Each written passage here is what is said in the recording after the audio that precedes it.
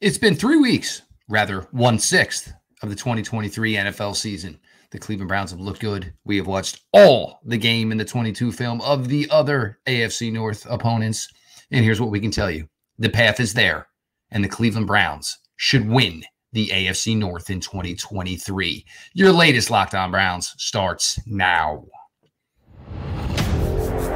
You are Locked On Browns, your daily Cleveland Browns podcast. Part of the Locked On Podcast Network. Your team every day.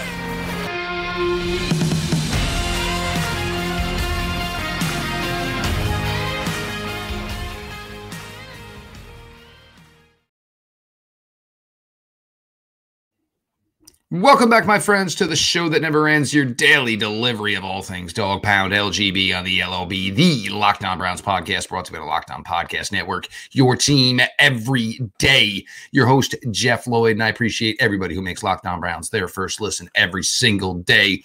And make sure you have joined the everyday crowd by subscribing to the Locked On Browns YouTube channel. And, of course, Locked On Browns is always available, always free, wherever you get your podcast. We are going to hit on our topics here today. Obviously, the Browns offense through 3 weeks, the Cleveland Browns defense through 3 weeks, and kind of keeping up with the Joneses where everybody else at the AFC North is at through 3 weeks. Your Cleveland Browns news of the day. Obviously, no practice today.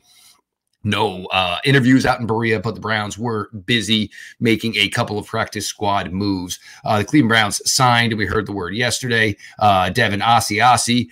Devin Asiasi was the 91st overall pick in the 2000 NFL draft by the New England Patriots. Had some time there, didn't play a lot. Statistical output, very small, 4 receptions, 44 yards, a touchdown in his time with New England. Was with the Cincinnati Bengals at times last year. Again, no stats to show for it, but part of the roster there. Also signed running back Deshaun Jackson to the practice squad. Deshaun Jackson played in 27 games in his time from 2021 through 2022 for the Indianapolis Colts. So obviously, a former undrafted free agent, Deshaun Jackson, has a relationship with Bubba Van Trone. Certainly as an undrafted free agent, certainly played some special teams. So those two in. Defensive tackle Tristan Hill is off of the Browns practice squad. Tristan Hill is probably worthy enough to be rostered in the NFL. So the Browns probably more than likely than not just jumped on this here, as Hill probably would have been a guy who would have been poached eventually, giving Hill a chance to go be a free agent and maybe get the destination, hopefully, of his choosing. The Browns did let go Hassan Hall. Was with the Browns the entire summer, did make the final roster, did make the Browns practice squad. This is a player the Browns liked. I think the Browns they just don't have time. They don't have time for a player like Hassan Hall, and to give him the time and the work he needs. Maybe he'll be somebody else's piece. We will see. So there's your Browns news of the day. But through 3 games, and look, I'm not lying here. I'm not just trying to do this for clicks. I think that this team is 100% capable, and at this point should win the AFC North in 2023. Offensively, everybody goes to week 1, and look, if we wanted to make the excuses for Joe Burrow and the weather, we wanted to make the excuses for Deshaun Watson. But only one of 2 quarterbacks got their game right that day and eventually got the ship righted and played well that day. That one quarterback was Deshaun Watson. I know Monday Night Football in week 2 leaves a sour taste in everybody's mouth. There's a couple things with that. Some of that is, and I will say, I'm not putting everything on Coach Stefanski as players got to make plays. The Browns offense needs to find a way to match up better, and their offensive line needs a better scheme, a better game plan against teams that run a odd front. With these stand-up edge rushers, with teams like the Pittsburgh Steelers have, this has always been a difficult matchup for the Cleveland Browns. This is going to have to come down to Coach Stefanski. This is going to have to come down to Alex Van Pelt. This is going to have to come down on Bill Callahan. The Browns need to have a better game plan, a better approach against defenses like this. You look at the running back position. And obviously, everybody's still kind of in that, hangover mode, of Nick Chubb, even though the news appears to be substantially better than what we originally all thought. Look, Nick Chubb's not walking back in this locker room in 2023. We all know that. We all accept that. But the Browns now have the opportunity to get a little more creative here. Do some different things, start tailoring, what they think Jerome Ford does best. Obviously, putting him out wide, running a slant and go against a secondary that basically was just like, whoa, They didn't have any idea Jerome Ford had that type of route running ability. The former wide receiver in high school showed, obviously, his wherewithal and why he was a former 5-star recruit. Finding ways to integrate him more and more things that fit Jerome Ford. You're not going to have that 20 to 25, generated touches that you want for Nick Chubb. Those plays are not going to be called this year. So you got to find a way to put Jerome Ford in the best position to succeed. We kind of know what Kareem Hunt does, and Kareem Hunt does well. So we saw glimpses of that, obviously, in his first appearance with the Browns here in week 3 for Cleveland. So Kareem Hunt, that role. There still could be a role here for Pierre Strong. Pierre Strong brings one thing to that running back room that nobody else does. He's got straight gas. Pierre Strong, if you can get him out in open field, there's not a lot of secondaries in the NFL that are going to be able to catch a player like him. The wide receiver room to this point, I think it's been very, very impressive. Amari Cooper, obviously week 1, all the wide receiver numbers were generally down. Amari Cooper, 17 receptions to this point, 2 big weeks, 14 receptions, 7 receptions per game over the last 2 games, over 200 yards. Basically put a clinic on the Pittsburgh Steelers, put a clinic on the Tennessee Titans. Elijah Moore right behind him with 15 receptions. And look, these burst plays, they're coming for Elijah Moore. All these little receptions they're doing, and I know they all seem short. These are plays Elijah Moore is going to turn into yards. It's going to come. It is coming. It's getting close. Elijah Moore is going to blow up. Let's see if we can get Donovan Peoples-Jones a little bit more involved. I'd like to see a little bit more from the tight ends, but this is one thing that's not hurting this team to this point, but this is another facet of this offense that you're going to have to get integrated, again, as you were trying to find ways to overcome the loss of a player like Nick Chubb. The offense doesn't have to basically win games week in, week out. They basically don't have to lose games. Cleveland Browns would be 3-0 if it wasn't for the 14 points given up to the Pittsburgh Steelers on Monday Night Football. This defense right now is playing lights out. Are there going to be weeks where they don't play as well? Yes. Are there weeks where they play just as good as they did against Tennessee? Yeah, probably. But we'll get to the defense here in a minute. The offense needs to be smart. You need to be not turning the ball over. You need to not have penalties. Offensive line, look, it's still a little bit of a work in progress. And I think, it's weird that we are this quick into the DeJuan Jones time at right tackle, and we talk about things like he's not the weak link. Normally, your rookie offensive lineman would be the weak link. Look, Jed Wills is here. Jed Wills is going to be the starter. The Browns need to find a way to make it work best for Jed, and if that means you got to give him help, then you got to give him help. If you got to, get a chip on guys out there, Jedrick Wills, this is also on himself. Look, you were given that 5th-year option. You were guaranteed a boatload of money, $15 million in change for the 2024 season. Whether any of us think he deserves it or not, that is not the point at this point. Jedrick Wills just has to start playing like a serviceable player. The interior, look, it's not been great. And we talked about there was going to be a transition for Joel, obviously for Ethan Posick, certainly for Wyatt Teller, as these guys become more pass blockers than they do run blockers. And it's great that you're great run blockers, but you have to play the entire position. You have to be able to be good and solid at both aspects of it. And you have to think with pros like Petonio, Teller, and Posick, they will find their way. They will get there with the more reps they're going to take and just continue to work on it. But the offense, look, the potential is there to be a really, really good offense. And what we saw from Deshaun Watson in week 3, you think that's only going to escalate and grow. I think he needed that first legit real game where he felt like himself again, where I think now it's a lot more confidence in just playing within yourself and seeing it, gripping it, ripping it. Cleveland Browns offense, this, in my opinion, last week was a good sign, but I think there's going to be even better signs coming down the road as long as everybody can continue to play in all harmony and understanding that all of these facets of the Browns offense are equally important. Whoever's open gets the ball. If the run check, the audible is to a running down because you think it's a good spot to a run play to Jerome Ford, to Pierre Strong, to Kareem Hunt, go with it. Everybody work in unison. Everyone play complete, and the points will come. I am Jeff Lloyd. This is your latest Locked On Browns. I appreciate everybody for being along for the ride.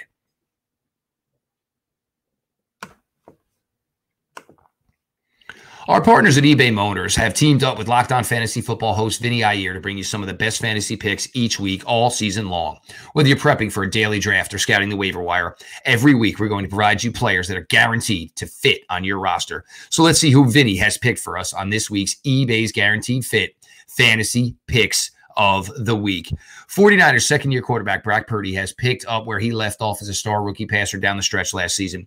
With a sharp play in Kyle Shanahan's office, loaded passing game this season, Purdy is playing off of Christian McCaffrey's running well and delivering nicely through the red zone with his arms and his legs. In week 4, Purdy gets a favorable matchup at home against Arizona's defense. Purdy should manage multiple scores with 250-plus passing yards as San Francisco builds an early big lead in another blowout. Vinny Iyer from LockOn Fantasy Football is going to help you win your fantasy championship, and eBay Motors knows the championship team is about each player being a perfect fit. Same with your vehicle. With over 122 million parts for your number one ride or die, you can make sure your ride stays running smoothly. Brake kits, LED headlights, roof rack, bumpers, whatever your baby needs, eBay Motors has it. And with eBay Guaranteed Fit, it's guaranteed to fit your ride the first time, every time, or your money back. Plus, at these prices, you're burning rubber, not cash. Keep your ride or die alive at ebaymotors.com. eBay Guaranteed Fit, only available to U.S. customers. Eligible items only. Exclusions apply.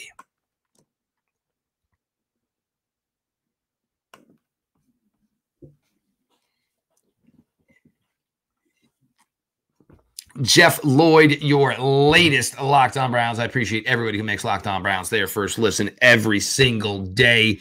Everybody who's joined the everyday crowd. If you haven't, tell a friend, subscribe for a friend, make their life better by subscribing to Locked On Browns YouTube channel. Of course, Locked On Browns is always available, always free wherever you get your podcasts. Yes, I said it. I'm going to say it again. The Cleveland Browns should win the AFC North in 2023. I went through the reasons why the offense has done and will continue to do what it needs to do to match what this defense is doing. But this defense, and this is right now the best defense in the NFL. I know other teams are spoken about. Other teams have dealt with some injuries. Obviously, this defense is lights out, and it starts at the front with this defensive line. Myles Garrett, we just saw, that was a defensive player of the week. We'll find out tomorrow if it was true or not, but that was a defensive player of the week performance against the Tennessee Titans. Not only did he solve and kill the drive that could have changed the momentum of that game and made it 13-6 at halftime with Tennessee getting the ball. Tennessee got greedy. Myles Garrett exposed them. Down went Ryan Tannehill. Down went any opportunity for the Tennessee Titans to get points for half. And then after that, Tennessee came out in the second half, and they just knew that they had no opportunity against this Cleveland Browns defense. Everybody loved the video, right? The two tight ends mirroring Myles Garrett wherever he was going. Led to the Tennessee Titans calling a timeout. Best part about that was Tennessee Titans called that timeout. Myles Garrett had a sack on the very next play. This man right now is unstoppable. And a lot of it is because Myles Garrett is just that good, but a lot of it is that Myles Garrett is now in a group of outstanding, talented defensive line players around him. We are just starting to see what Zadarius Smith is capable of. Ogbo Okoronkwo already got 1.5 sacks through 3 games. Obviously, that puts him on a pace for almost 10 sacks this season. He has been fantastic. Dalvin Tomlinson, he's doing what he needs to do, holding down the fort there in the trenches. Maurice Hurst, the expectations were very, very low for Maurice Hurst. He's probably already exceeded what anybody thought he could do for this Browns team. Already got a 0.5 sack on the season. Huge tackle for loss. That belly rub, which everybody is starting to fall in love with. Some people call me Maurice Hurst, has been fantastic to this point. A great find for Andrew Berry. You continue with this defensive line. It's just the unison of it. And the fact that Jim Schwartz is having fun with it, understanding how good these guys are, how talented these guys are. Hey, your left side stinks. Guess what? I'm putting Zadarius Smith over your left guard. I'm putting Myles Garrett over your left end. Or I'm putting Garrett inside. And I'm putting Ogbo Okoronkwo on the outside. That is what the capabilities are here. Jim Schwartz is scratching the surface of what he can do with these fronts. Always changing up the looks and trying to find a way to have this offensive line say, well, we've never seen this before. And them trying to calibrate their offensive line calls to the fact that the Browns are constantly moving around and they're seeing different numbers in different spaces, things they did not see on tape leading up to the game. Now you get to the linebacker unit, and it has been so good because, man, a lot of us defended these guys last year. We defended the Anthony Walkers. We defended the JOKs. We defended the Taki Takis. The point was these guys were not getting the opportunity to play as true traditional linebackers. You're not supposed to read the ball and have to fight off a 310-pound interior offensive lineman and then make the tackle. No, that is what defensive line players are for. That is what defensive tackles are for. They are supposed to make linebackers' jobs easier. And you see JOK flying all over the field. You see the intelligence, the discipline of a guy like, obviously, Anthony Walker doing what he does. And you can see when Anthony Walker turns, Anthony Walker makes a call, Anthony Walker gets the huddle together. These guys know who the mental leader is of that defense, who the play caller is of this defense, and they respond in unison. Sione Takitaki, obviously coming back from the ACL, he's been, I think, in my opinion, a little bit better than I thought he could be. Credit to him. Obviously, took to the training program well, took the rehab process well, and he has really put himself in a position here. The Browns are going to have a tough decision to make at the end of the year. Taki came back for the opportunity to continue his rehab with the same people he started it with. But Sione Takitaki is probably going to be on somebody's radar for the 2024 season. The secondary, my God, this secondary to this point. Denzel Ward has had a pass breakup in 9 straight games. 9. The second highest active streak is 4.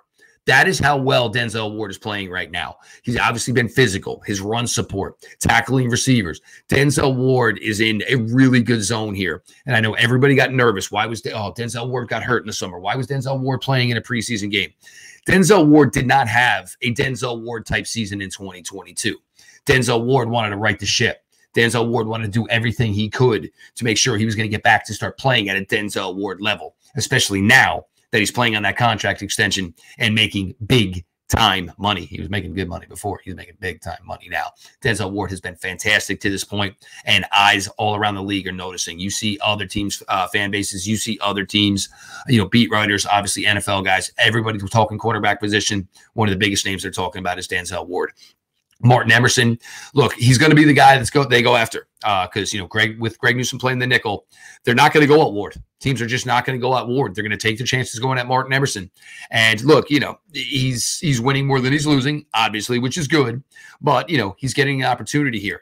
Did we think last year a Martin Emerson would be the guy drawing assignments against DeAndre Hopkins? Probably not. But there he was on Sunday. 2 big plays. Obviously, one Hop didn't get his feet down. Once Hopkins got him. Big deal. Guess what? Martin Emerson, a lot of people in the NFL have got by DeAndre Hopkins. But Martin Emerson, make no mistake, on that outside, on that island, bigger guy, longer guy, physical guy. He has really held well to this point. Greg Newsome has only been 2 weeks. Obviously, the elbow injury, was able to finish week 2, unable in week 3. But, whether Greg Newsome truly prefers to be on the inside or not, truly prefers to be a nickel or a slot guy or not, he's really embraced it. He's really played well to this point. So kudos to Greg Newsome for understanding that the situation may not be ideal to him or may not truly be to his liking, but he has played his butt off. He has played his tail off. He was one of the stars of week 1. He was really solid in week 2. And here is the other thing with this defense. Grant Delpit's played lights out. Juan Thornhill's been good. McLeod has been good. This defense has yet to start to get turnovers. As dominant as they are, that is one thing that has not come their way yet. So they're sticking to it. They stick to their plan. They're physical, has the ball, fast. There are not enough superlatives you can use to talk about this Cleveland Browns defense right now. But the one thing that's going to start to come here is going to start to be forced throws. They're going to start to play against some younger quarterbacks who have not and will not see another defensive line like this one this year. So you see all that. The turnovers are going to come. The strip sacks are going to come. The INTs are going to come. Ball carriers getting crushed in the backfield. They're going to start fumbling the ball. All more opportunity for your Cleveland Browns to get more points on the board. I am Jeff Lloyd here. We're going to talk a little bit about the rest of the AFC North, the Bengals, the Steelers, the Ravens, and see where everybody's at after 1/6 of the NFL season. Again, appreciate everybody for sticking along for the ride.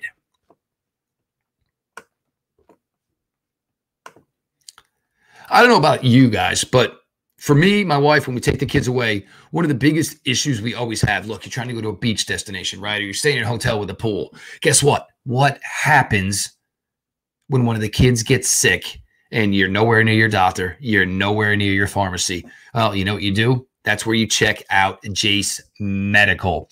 With storms, shortages, pandemics, reliance on China, and supply chain issues, we need to be more prepared now more than ever to make sure that us as parents, our kids, we are taken care of medically, even when we try to do the simplest things just to go away. JACE Medical is simple. You go online, fill out a form, and then you get a prescription, life-saving medications right to your door. The JACE case gives you a peace of mind so that you're not just hoping that you have access to medication in an emergency. JACE Medical makes sure you have the medication in hand. Get $20 off these life-saving antibiotics today from JACE Medical by using my code LOCKEDON at checkout on JaceMedical.com. That's JASE Medical.com. Get $20 off on these life-saving antibiotics today from JACE Medical by using my code LOCKEDON at checkout at JaceMedical.com. That's JASE Medical.com.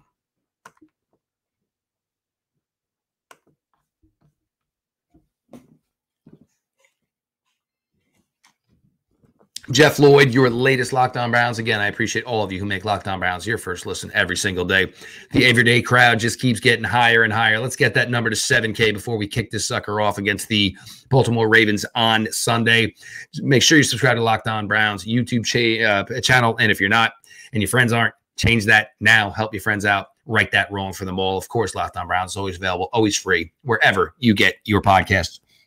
Now, I've watched everybody.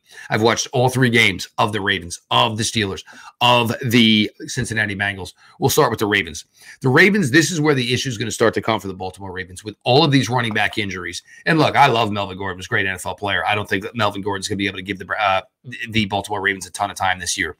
If the running game starts to dwindle for the Baltimore Ravens, it's going to put more weight on Lamar Jackson. The whole plan was for Lamar Jackson just to go out there and be a quarterback again. You saw it against Cincinnati Bengals. Lamar was dropping dimes. This is the ability Lamar's always had. The old offensive system, they didn't do it. They just had Lamar do everything. He can be a true traditional quarterback. But the problem is, are you going to have to start to rely again on Lamar Jackson's legs? It's a very, very scary situation. It's not really a sustainable situation. As magic as Lamar Jackson is with his legs, it does give some pause and hesitation. If you're a Baltimore fan, knowing that it is all on him. Zay Flowers looks to be a great player, but as far as the rest of that wide receiver, Odell dinged up. Of course, Bateman dinged up. Andrews is not back yet to himself, but we will get to more about Mark Andrews this week because this is by far one of the biggest matchups for the Browns this week because Mark Andrews has been an absolute thorn in the heel of the Cleveland Browns for a very, very long time. Defensively, again, a lot of injuries, man. A lot of injuries. Their corners, not great. Kyle Hamilton, fantastic player. That pick looks to absolutely just be one that they crushed and hit out of the park. Marcus Williams was the guy they brought in and we were anticipating so much from. Again, he's hurt. Is he back for week 4?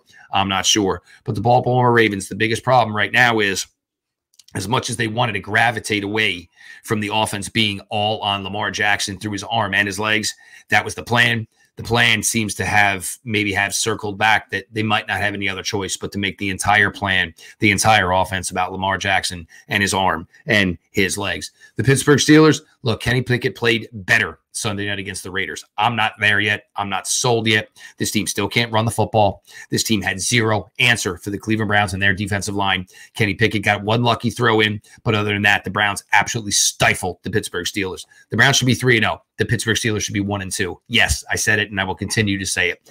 The Cleveland Browns gave that game to the Pittsburgh Steelers. The Steelers defense, look, Highsmith and Watt, they can ruin anybody's day. That's just what it is. Facts are facts. And they have the capabilities of doing what the Browns did in any game this year. This is what that team can do. Hayward, it's going to be a while before he comes back, and it could be the second game against the Browns. But Watt, Highsmith is one of the best things going in the NFL right now as far as edge rusher combinations. That is one positive that this team has going for them. But as far as their sustainability, it relies on Kenny Pickett. And without a running game, I'm not really sure how it's going to happen for the Pittsburgh Steelers. The Bengals to this point, look, got off the schneid, got that win last night, 1-2. It would have been really, really tough for them to start the year and be going into week 4, already 2-3 games out. They got the much-needed win they did. Did it cause more harm to Joe Burrow? None of us truly know. Joe Burrow, I admire the living daylights out of him. The Bengals were in basically a really, really tough situation last night. The only way they could win that game was with Joe Burrow. Jake Browning was not going to win that game. It was not going to happen. So Joe, knowing this, obviously Joe Burrow knew this. How do I sit this out? How do I not play? our season could potentially be over if I don't play in this game tonight. So Joe Burrow went out there, did what he could do. And look, obviously limited probably is probably putting it lightly, but he got the snap, found the open guy. They were smart. They moved Chase all over the field, found different ways to get him involved, running different routes from different areas. And he was able to put up a monster night, and it was just enough to hold the Los Angeles Rams at bay. But Cincinnati Bengals, look, I don't see Joe Burrow getting healthier anytime soon. And yes, Aaron Donald got some licks on him last night, but he's still got to play the Steelers. He's still got to play the Browns one more time. He's still going to have to play a team like the San Francisco 49ers. People are going to be gunning for Joe Burrow. And the most difficult part for Joe is he truly can't defend himself because he's not going to have any burst ability to run away from would-be pass rushers. So I still think at the end of the day, the Cleveland Browns are a better team than the Baltimore Ravens. They are a better team than the Pittsburgh Steelers. They are a better team than the Cincinnati Bengals. It is there for the Cleveland Browns. They should win the AFC North in 2023. If they don't, at this point, it's on them. And they'll deserve all the jokes and all the backlash and all the media scrutiny that they get from it. This is your year, Cleveland.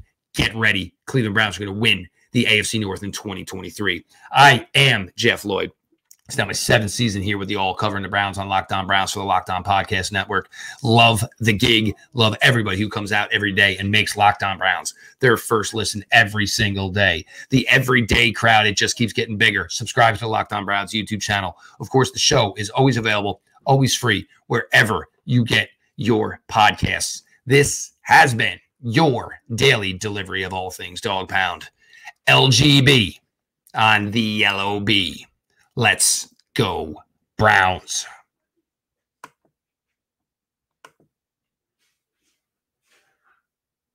You done?